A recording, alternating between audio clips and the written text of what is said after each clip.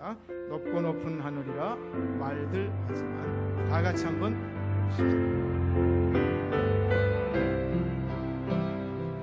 높고 높은 하늘이라 말들 하지만 나는 높은 게 또 하나 있지 나누시고 기르시는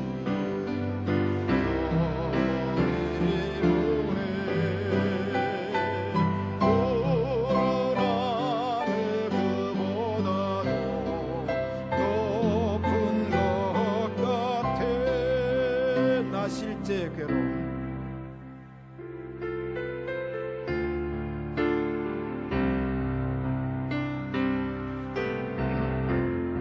초점이 잘 안 잡아지네. 함께 괴로워 잊으시고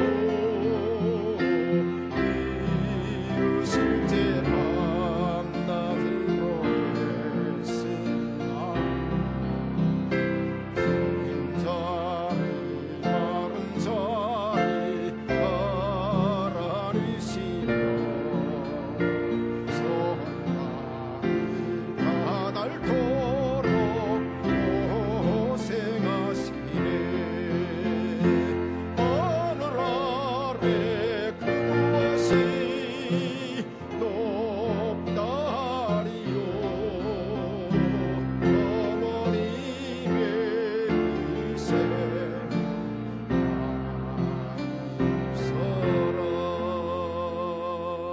옆에 있는 어머님에게 인사하세요. 수고 많이 하셨습니다.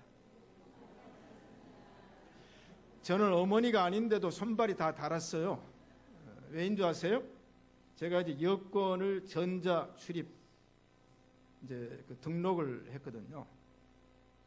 전자 출입이니까 이제 지문을 찍으면 자동으로 문이 열리는 걸 했는데 엄지손가락을 올리라고 그랬는데 지문이 안 나온대요. 정확하게. 검지 올리라고 그러더라고요. 또 검지를 지문이 안 나온대요. 또 장지 올리라고 그러더라고요. 또 장지 지문이 안 나온대요. 왼손 합시다. 그 왼손 올렸더니 왼손이 약지가 지문이 나와요. 제가 다 달았어요. 저도. 이게 어머니만 다른 게 아니고 저도 지문이 다 달았습니다. 자, 오늘 어버이 주일 맞이해서 불행했으나 행복한 어머니들, 불행했으나 행복한 어머니들.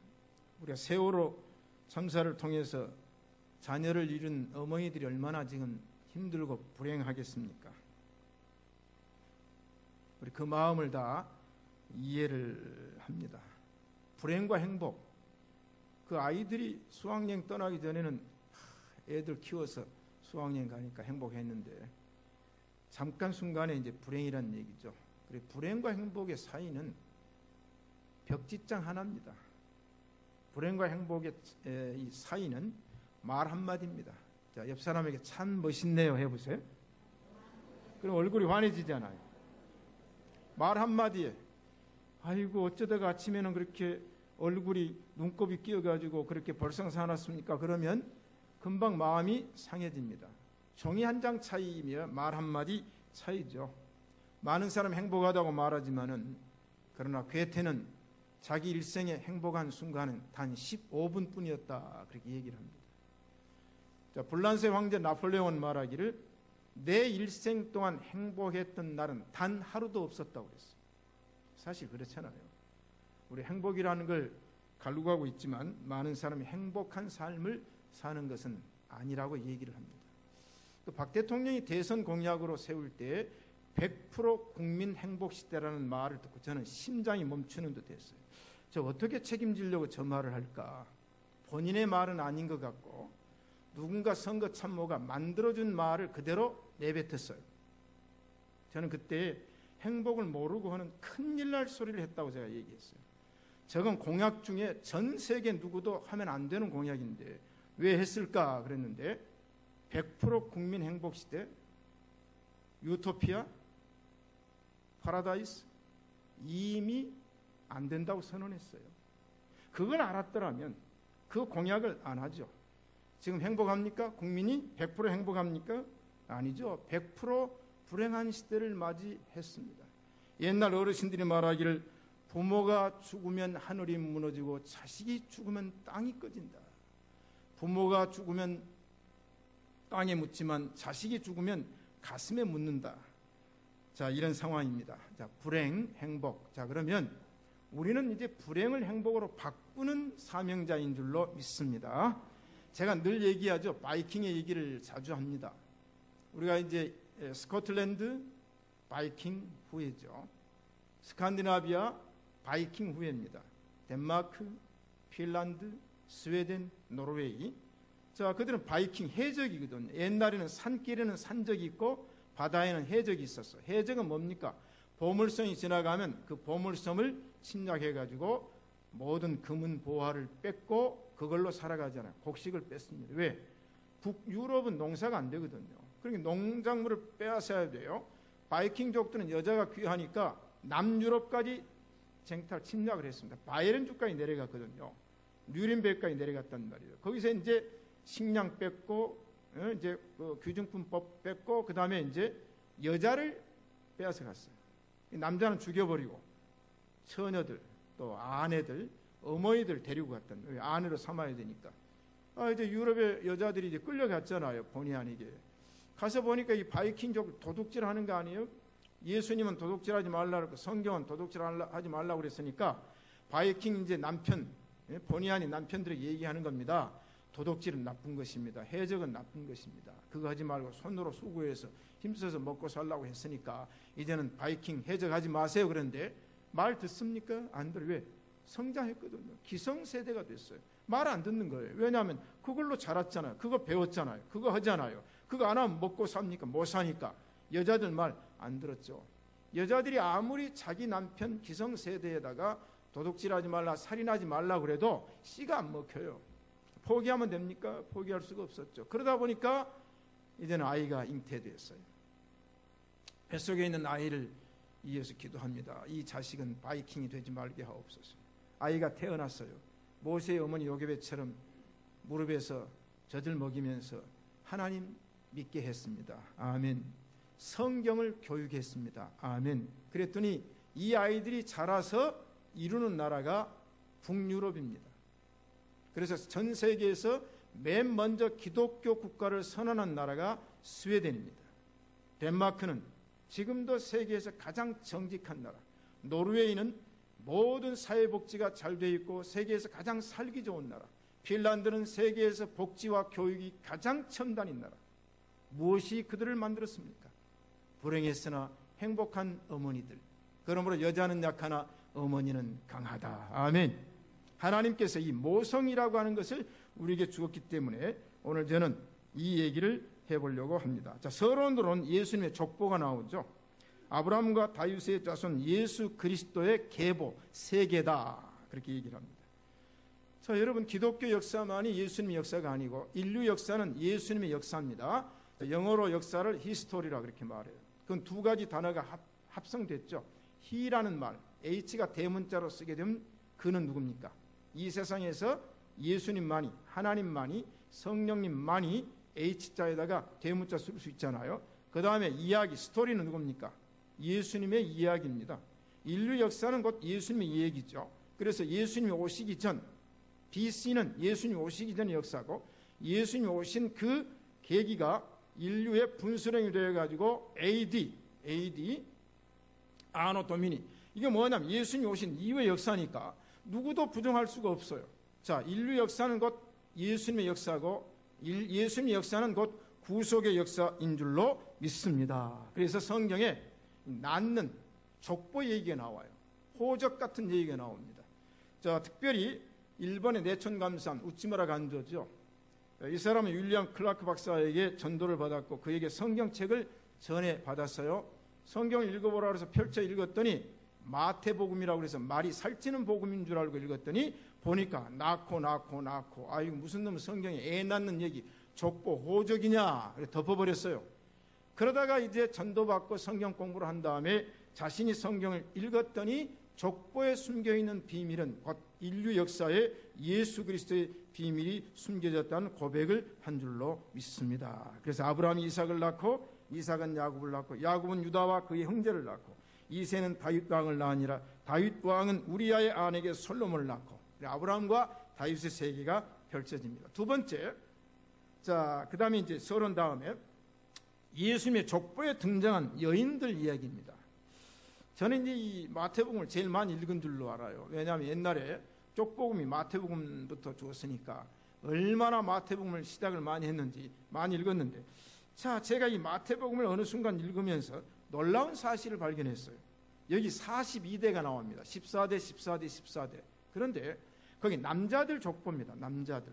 그런데 여자들이 5명이 등장을 해요. 여자들이.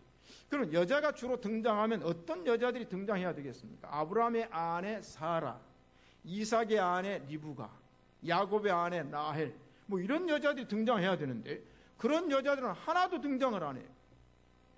그런 여자들은 등장을 안 하고 여기 5명의 여자들이 등장을 하는데 그 여자들 중에 어떤 사람입니까? 주로 이 여자들이 가문도 없고 내놓을 것도 없고 그런 여자들이 등장을 해요. 그러면서 남편과 동등한 위치에서 족보가 기록이 되는 것을 보고 여기에 하나님의 숨은 비밀이 무엇일까? 오늘 제가 그 얘기를 하려고 합니다. 자, 첫째 여인이 누구냐면 창녀로 위장한 다말입니다. 다말. 자, 유다는 다말에게서 베레스와 세라를 낳았다 그랬어요. 자, 그러면 이 이야기의 배경을 읽으려면 창세기 38장으로 올라가야 됩니다. 자, 이제 유다라고 하는 족장이 나옵니다.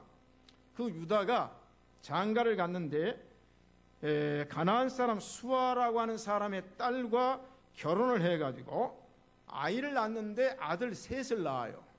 첫째 아들은 엘이라는 아들을 낳고 둘째 아들은 오난이라는 아들을 낳고 셋째 아들은 셀라라는 세 아들을 낳아요.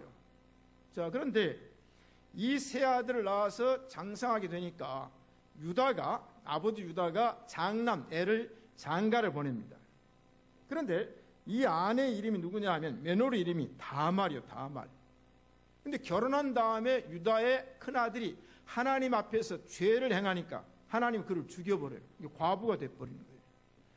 자, 그러니까 이제 큰아들이 죽으니까 이 다말이 다른 데로 출가하는 게 아니고 그 아들 중에 오난이 있어. 오난 동생.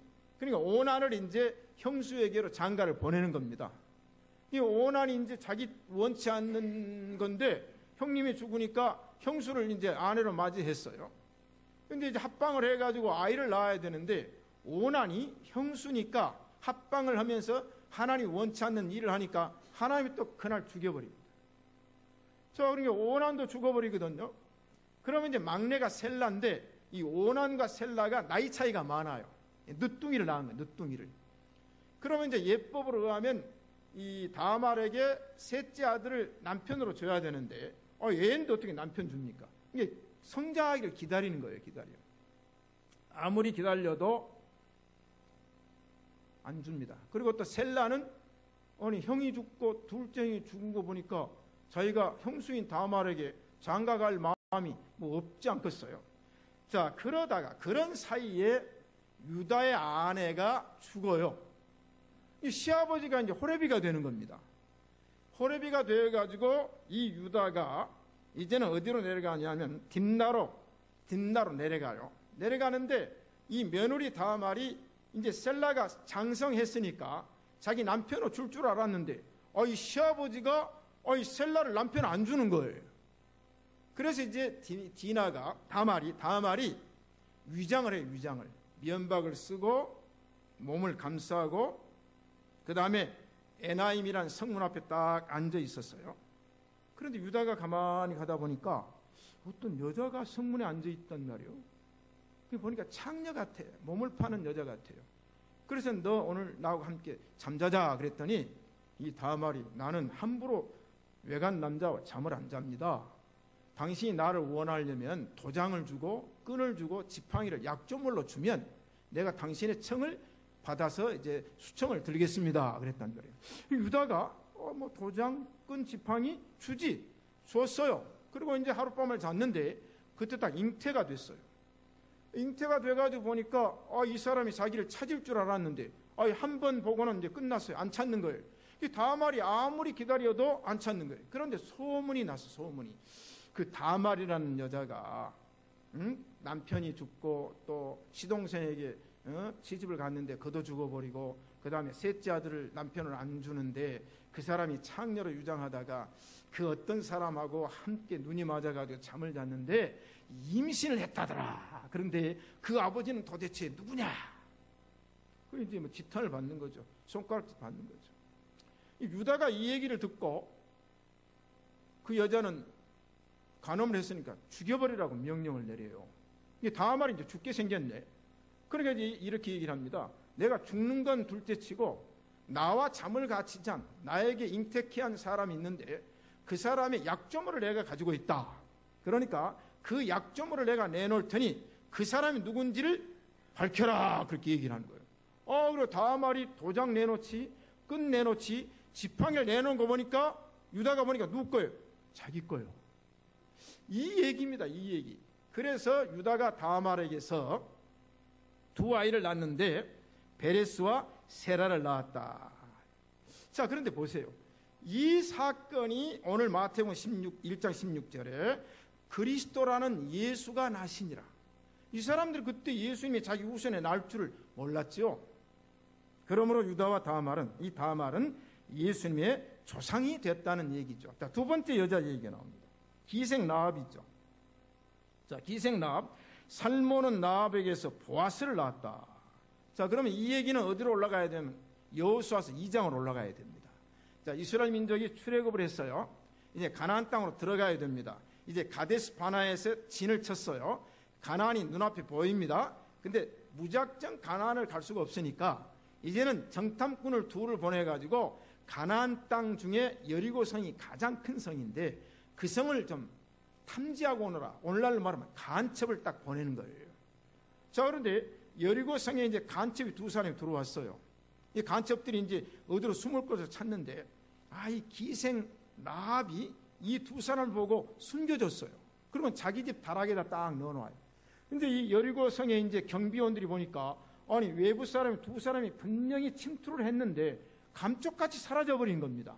그래서 이곳저곳 가다가 어떤 사람이 기생 라합의 집으로 간 것 같다고. 그래서 이제 기생 라합의 집에 와가지고 이 군인들이 경비원들이 야, 너희들 간첩 두 사람이 이 집으로 들어온 걸 봤다는데 어디다 숨겼느냐, 빨리 내놓아라. 그러니까 기생 라합이 시치미를 딱 떼는 거예요. 이때부터 시치미가 나온 거죠. 딱 떼고는 나는 그들을 보기는 보았다. 그런데 우리 집에는 안 들어왔다는 거예요. 그러면 보았는데 그들이 어디로 갔냐? 보니까 저쪽 문으로 도망가는 걸 보았다. 그러니까 이제 이 수색원들이 그쪽으로 싹 빠져나갑니다. 자, 그때 기생 라합이 다락에 올라갑니다.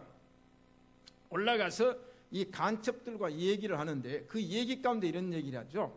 나는 당신들이 믿는 하나님을 압니다. 당신들이 믿는 하나님의 이 얘기를 들었습니다.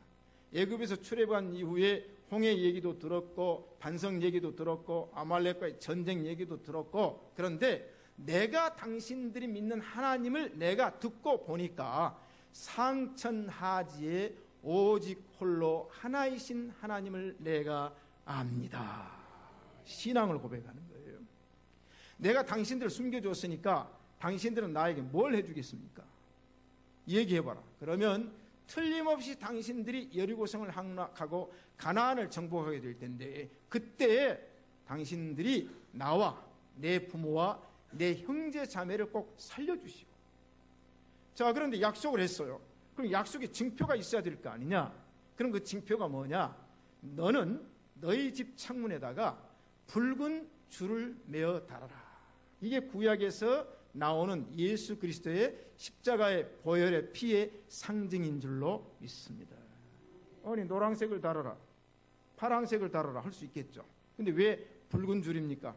이것이 바로 구원은 예수 그리스도의 피로 말미암는다. 그래서 여리고성을 점령했을 때 붉은 줄이 메어 달려있는 집은 절대로 죽이지 마라. 그래서 결국은 기생 라합은 정탐꾼을 숨겨주고 자기뿐만 아니라 부모와 형제들이 살았다는 얘기죠. 이 얘기가 뭡니까? 라합은 자기가 예수님의 조상이 될 줄 몰랐죠.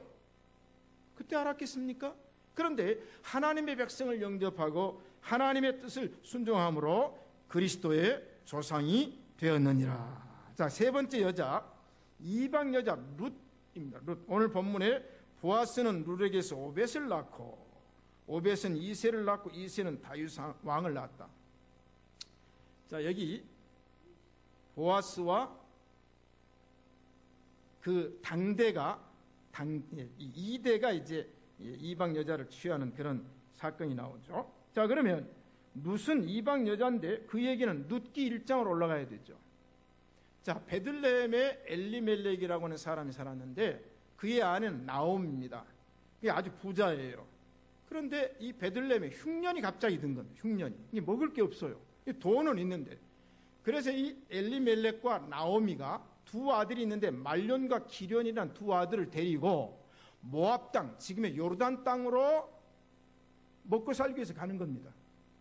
갔는데 모압 땅에 가서 두 아들 장가를 보냈어요. 말론은 오르바라고 하는 며느리를 맞이했고 기련은 그 모압 여자 룻을 맞이했어요. 이게 오늘날 말은 이방 여자를 며느리로 맞이했단 말이죠. 그리고 한 10년 정도 살았는데 베들레헴에 하나님께서 또 은혜를 주어가지고 베들레헴의 양식이 풍성하다. 그러니까 이제 나오미가 생각해 여기 사는 것보다는 고국에 가는 게 낫지 않냐 그랬어요. 그런데 이 10년을 살면서 그 집에 우환이 왔는데 어떤 일이 왔냐면 남편이 죽어요. 엘리멜렉이 죽으니까 나오미가 과부가 됐죠. 그 다음에 말론 큰아들이 죽으니까 오르바가 과부가 됐죠. 둘째 아들 기련이 죽어요. 룻이 과부가 된 거예요. 한 집에 세 과부가 생겨났어요. 그래서 이제 나오미는 결단을 내리고 베들레헴으로 돌아갑니다. 이제 세 여자가 돌아가는데 이 나오미가 가다 보니까 자기야 어차피 이제 가정에서 시어머니 어머니지만 두 며느리 젊은 이 며느리가 지금 남편 죽고 시아버지 없는데 이방 땅으로 와가지고 살면 힘들 것 같아서 나오미가 두 자부에게 얘기를 해요. 너희들 나 따라오지 말고 돌아가라. 너희들 집으로 너희들 고향으로 돌아가라.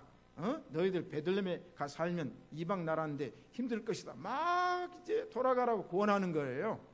그럴 때 이제 큰 며느리 오르바는 시어머니 나 안 갈랍니다. 따라갑니다. 몇 번 얘기를 하더니 그냥 입을 쭉 맞추고 가버리는 거예요. 그런데 이 둘째 며느리 룻이 이런 얘기를 하죠. 어머니가 가시는 곳에 나도 가고 어머니가 계시는 곳에 나도 있고 어머니가 죽는 곳에 나도 죽고 어머니가 사는 곳에 나도 살겠습니다. 만약에 내가 죽기 전에 어머니의 곁을 떠나면 여호와께서 나에게 벌 위에 벌을 내리심이 가합니다. 어머니 나로 하여금 돌아가라고 하지 마세요. 나는 목숨을 걸고 어머니를 따르겠나이다. 그러니까 나오미가 생각할 때 이 얼마나 가상한 며느리입니까? 우리 서문 신시가지 예배당의 며느리들은 다 그런 며느리 되시기를 축복합니다. 안 될 사람 딱 하나밖에 없네요. 다. 자, 그래요. 그래서 이제 베들레헴으로 왔잖아요.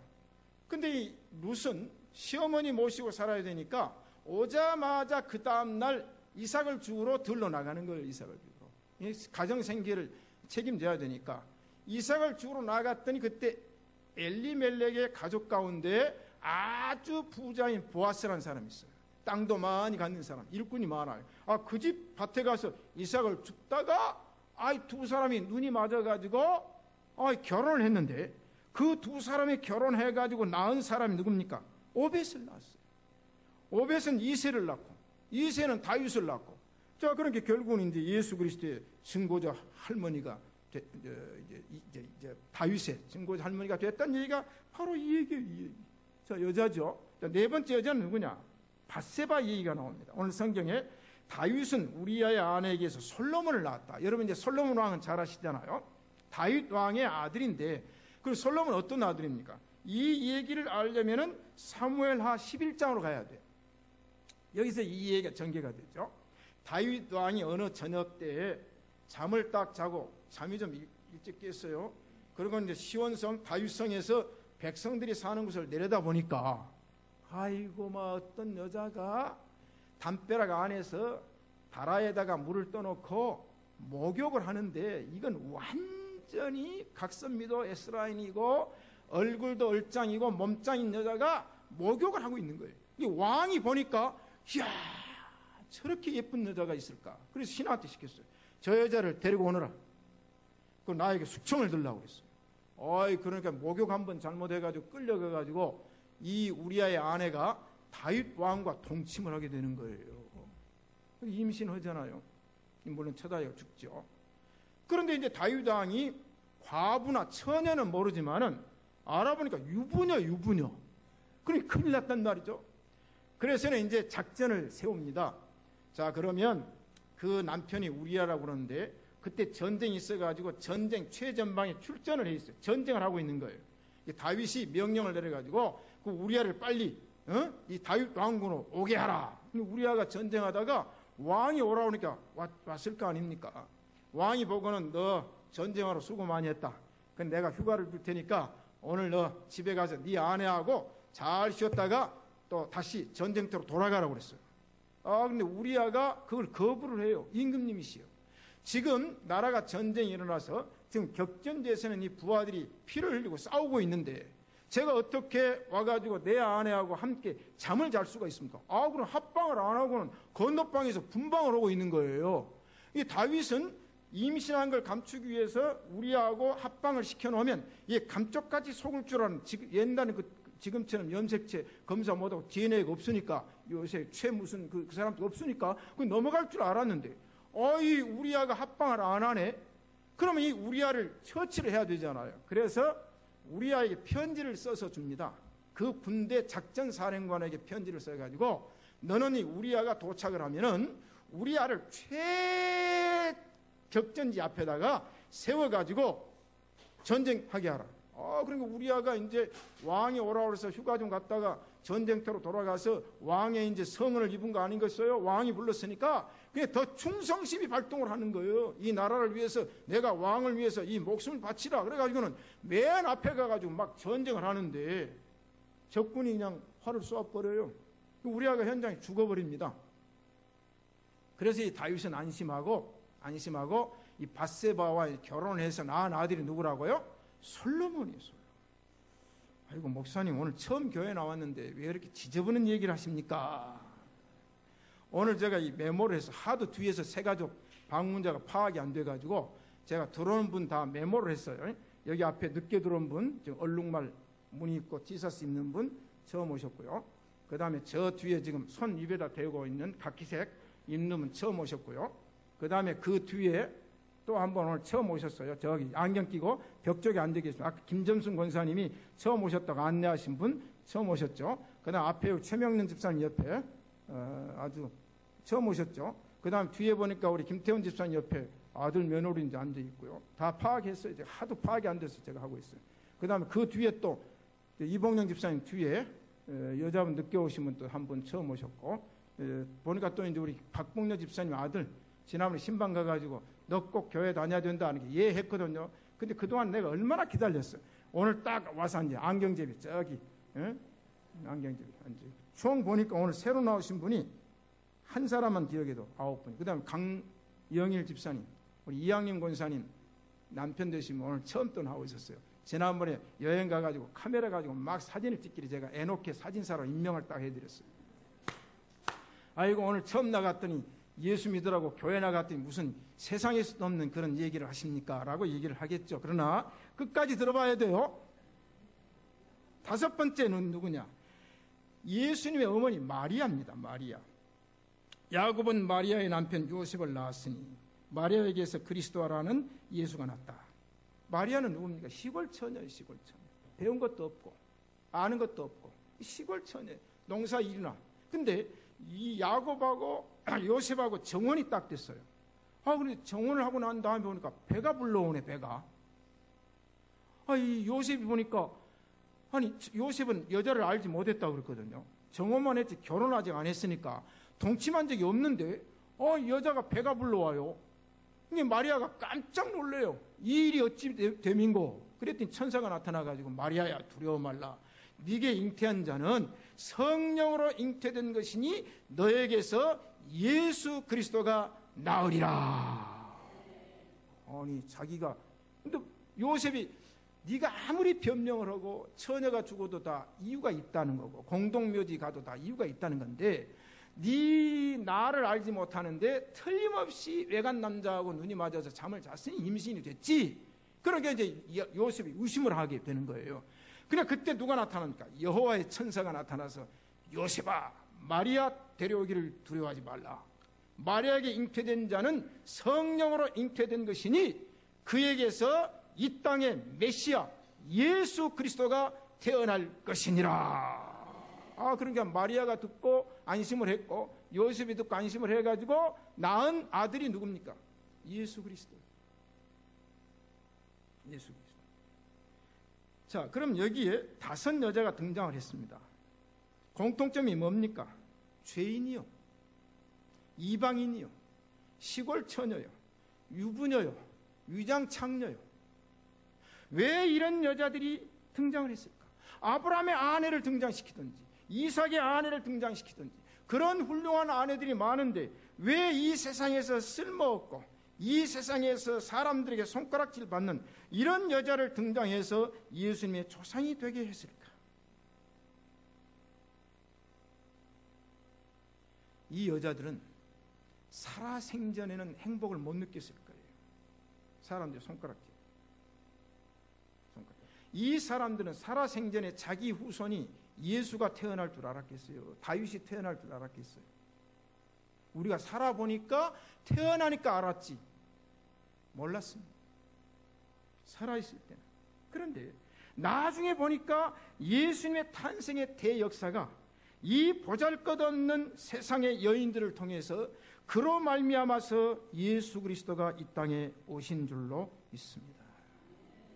저는 이번에 세월호 희생자들의 부모님들을 생각해봐요. 어젯밤도 꿈을 꿨는데 2명 놔두고 시체를 다 찾았다고 꿈에 나와요. 그런데 2명을 놔둔 이유는 이 국가의 문제를 해결하기 위해서는 2명을 다 찾아버리면 안 되니까 2명의 시체는 남겨뒀다.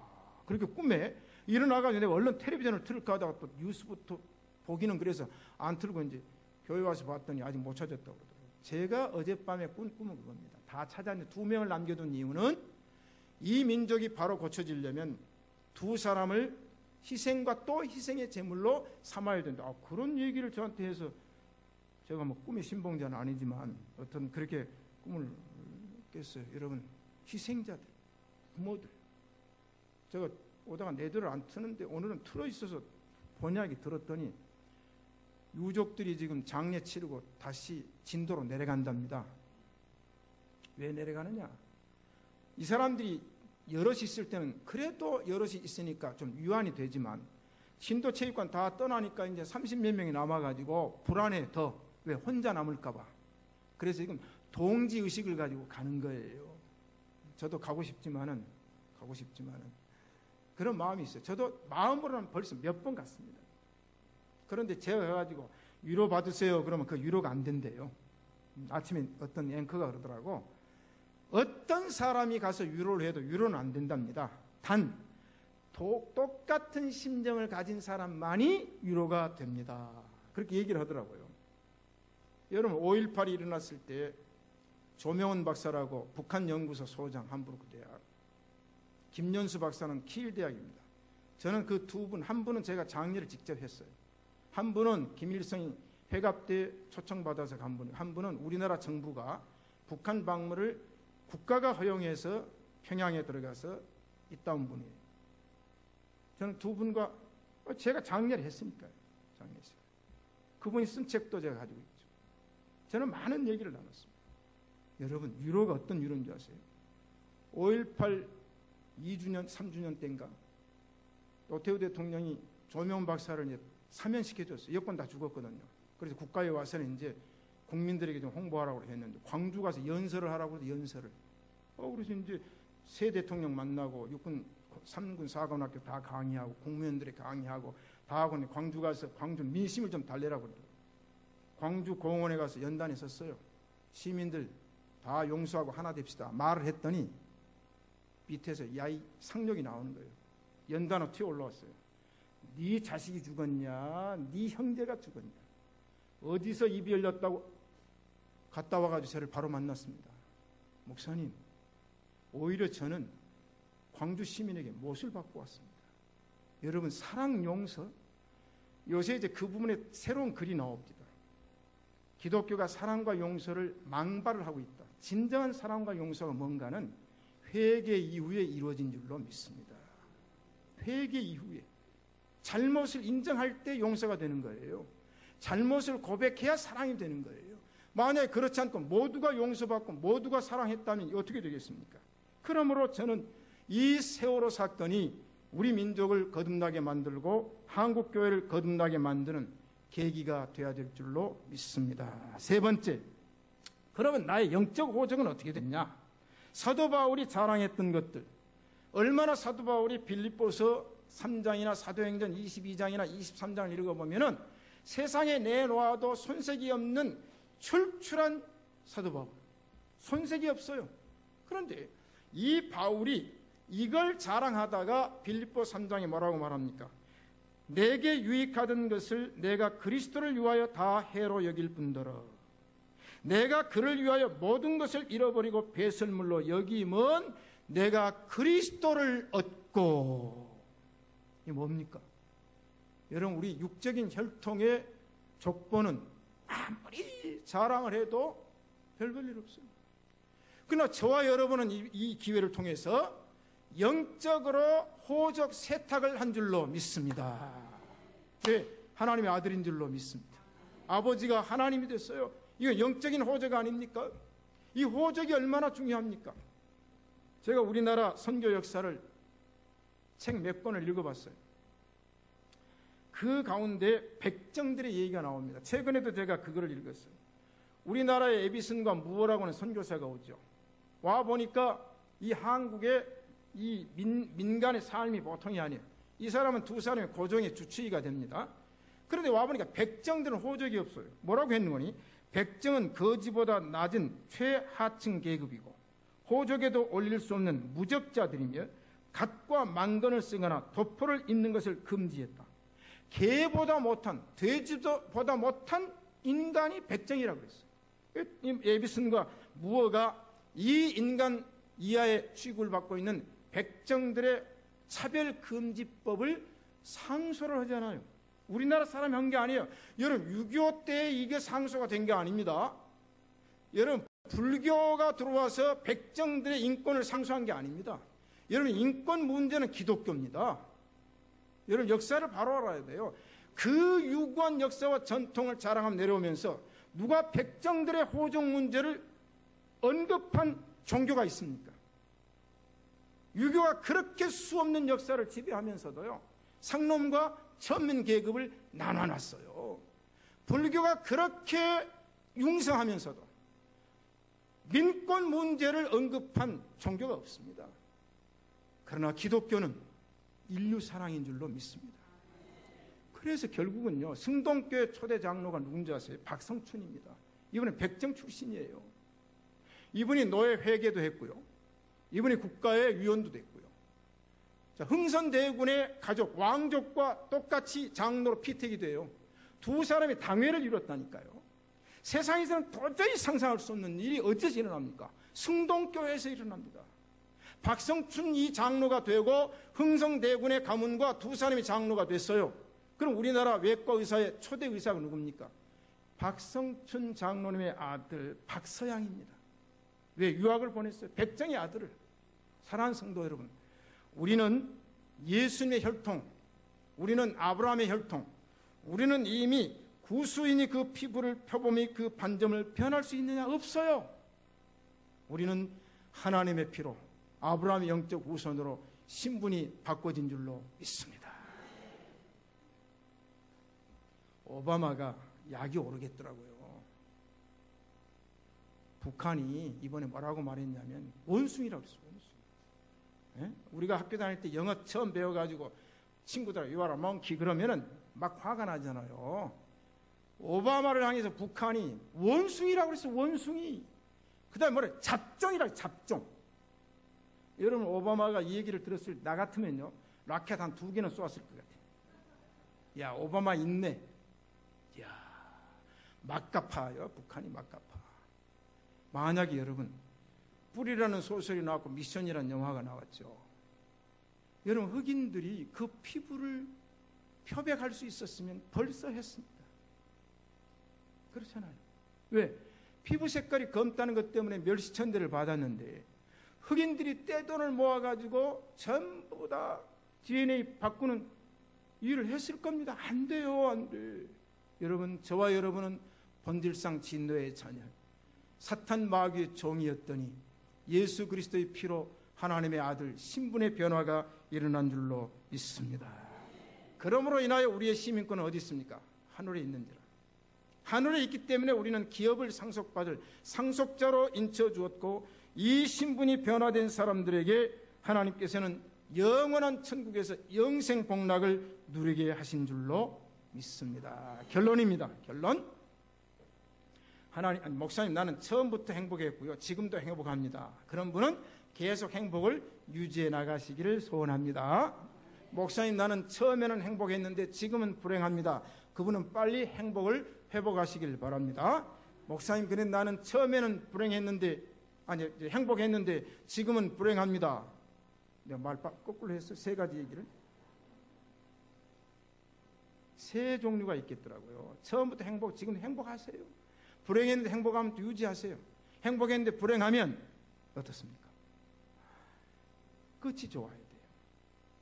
행복하다 불행하지 말고 불행하다가 행복하십시오. 그런데 끝이 행복으로 끝나면 영원 무궁토록 행복이 유지된 줄로 믿습니다. 그것은 바로 나의 신분의 변화입니다. 한국의 어머니들이요 고생 많이 하셨습니다. 얼마나 불행하다고 생각했습니까? 그러나 여러분들이 믿음으로 살고 말씀으로 살다가 여러분의 믿음의 후예들이 하나님의 영광을 돌릴 때 그것은 불행이 바꾸어서 행복이 될 줄로 믿습니다.